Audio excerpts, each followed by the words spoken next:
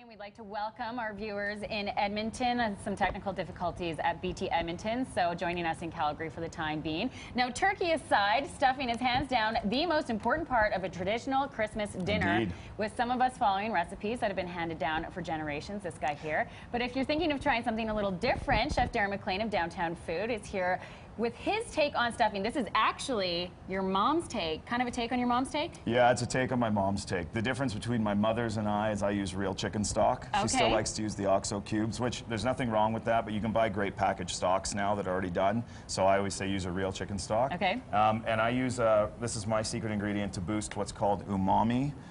That's that sixth sense. That's basically the sort of taste of savoriness. Okay. Or deliciousness, they say. It's all, you know, anyways. So I use just a touch of miso. So we've just started our carrots and celery. I have a pink spatula ready to go here. So Do you want me to stir anything? Yes, so take half of this miso. Okay, half of it. Yep, half. So and about miso a tablespoon. you can get anywhere. Yep, so what we have here, we have about a cup of celery, cup of onions. You got to start with celery and onions. It's a stuffing. And then we have some different herbs that are going on. So a couple tricks that we're going to do here. We're going to add half of the herbs to start with, and I'll talk about that in a minute. But the main herbs in a traditional stuffing are parsley. Here we have sage. I love sage. It smells like Christmas to me. I don't know why. This is actually a herb called savory. It's like rosemary, but it has this, if you smell it, it smells like savory. Like it has a little smokier. Yeah, absolutely. So. And then we have the rosemary. So we've got all of our herbs sweating down. Yeah. I always add a little bit of shallot, just to add a bit of, not sweetness, but just shallot has such a nice rounded flavor. So onions and celery can be quite harsh. The shallot's kind of mellows it out. Okay. And then we add equal parts onions, celery, shallots.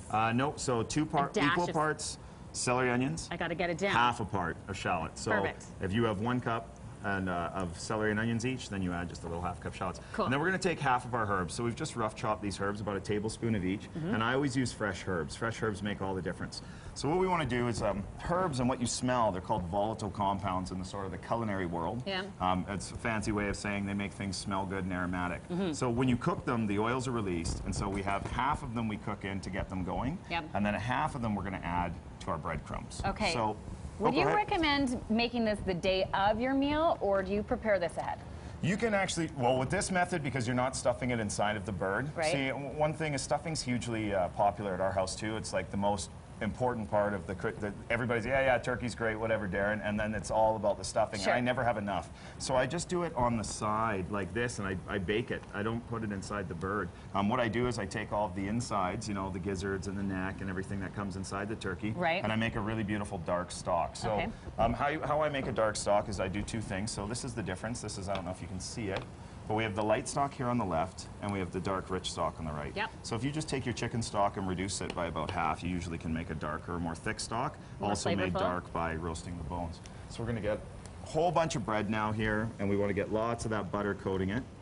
And this is complicated so far, Chef. This is Come on, it's butter, onion, celery, herbs, stock. Homemade dark stock? Next level. But you just reduce it. Okay, you know, we'll say reduce stock. We won't even go into the dark stock, anything. So now we're about to bake, so we're going to add some more herbs. This smells deluxe. Toss it up. Right. Can you do the pan toss? Well, should we try? You should try. You try first, and then I'll try. Sure.